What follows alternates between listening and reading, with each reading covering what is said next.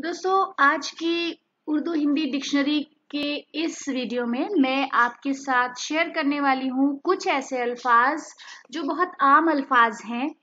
हम उनको बोलते हैं, सुनते हैं बराबर, मगर उसके मतलब में कहीं ना कहीं कोई कंफ्यूजन जरूर होता है।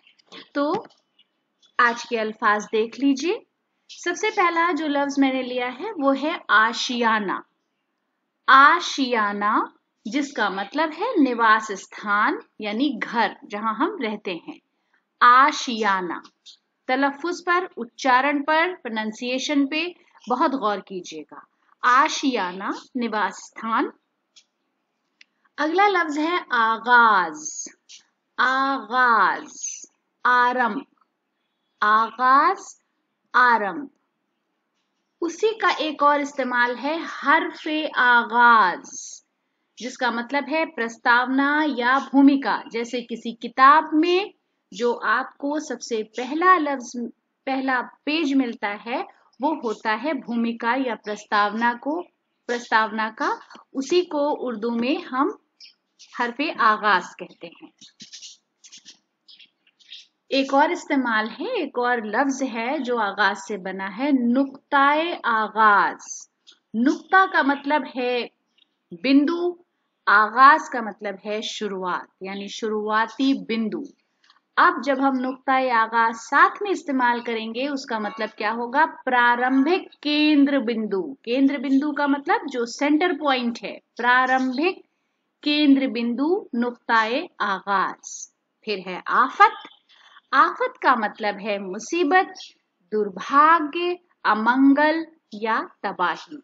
आफत। उसके बाद बना है आफत खेज। आफत खेज, जिसका मतलब है अशांत, उपद्रवी, उथल पुथल। आफत खेज। आफाक। आफाक का मतलब है क्षितिज। आफाक। आफताब। आफताब का मतलब सूरज या सूर्य। अब देखिए, दो अल्फाज हैं जिनका बोलने का तरीका अलग अलग है, आफरीन और आफरीन। एक में पूरा नून है और एक में नून गुन्ना है। तो आफरीन और आफरीन दोनों का मतलब एक ही होता है, प्रशंसा, सराहना या तारीफ। आफरीन और आफरीन, गालिबन आप सब ने सुना होगा नुसरत फतेह अली खान का आफरीन आफरीन। आका। आका का मतलब है मुखिया, शासक, दक्ष या निपुण। आका। तो दोस्तों, आज के वीडियो के लिए ये अल्फाज हमने आपके साथ शेयर किए हैं।